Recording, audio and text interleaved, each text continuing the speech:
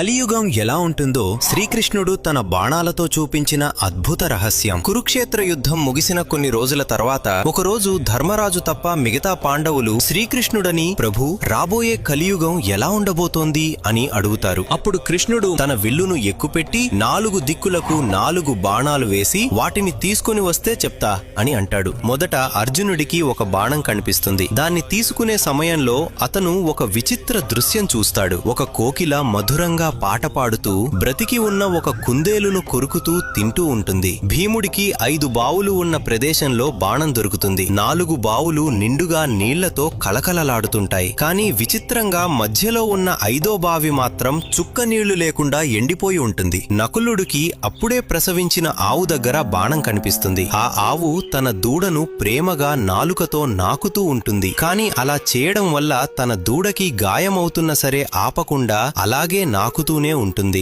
సహదేవుడికి బాణం ఒక పర్వతం దగ్గర కనిపిస్తుంది. అక్కడ ఒక భారీ బండరాయి కొండ మీద నుంచి దొర్లుకుంటూ వచ్చి దారిలో ఉన్న పెద్ద పెద్ద చెట్లను విరుచుకుంటూ ముందుకు సాగుతుంది. కానీ ఆశ్చర్యంగా ఒక చిన్న మొక్క ముందు వచ్చి ఆగిపోతుంది. నలుగురూ తిరిగి వచ్చి తాము చూసిన ఆ విచిత్ర దృశ్యాలను కృష్ణుడికి చెప్తారు. అప్పుడు కృష్ణుడు ఇలా వివరిస్తాడు. కలియుగంలో మధురమైన మాటలు, మధురమైన గానంతో మతాన్ని బోధించే కొందరు భక్తుల కష్టార్జితాన్ని పొడుచుకు తింటారు. సరిగ్గా కోకిల కుందేలను తిన్నట్లు. కొంతమంది అధిక సంపద ఉన్నప్పటికీ పేదవాళ్లకి సహాయం చేయరు. ఆ నీలబావిలాగా అతి ప్రేమ పేరుతో పిల్లలను గారాబంగా పెంచి వారి జీవితాలని తల్లిదండ్రులే నాశనం చేస్తారు. ఆవు దూడకు గాయం చేసినట్లే ఒక మనిషి చేయగలిగే నీచమైన పనులన్నీ అడ్డు అదుపు లేకుండా చేసుకుంటూ వెళ్తారు. కానీ చివరికి దాన్ని ఆపేది ఆ దేవుడే, ఆ చిన్ని మొక్కలాగా అని వివరిస్తాడు. మీకు శ్రీకృష్ణుడంటే ఇష్టం ఉంటే జై శ్రీకృష్ణ అని కామెంట్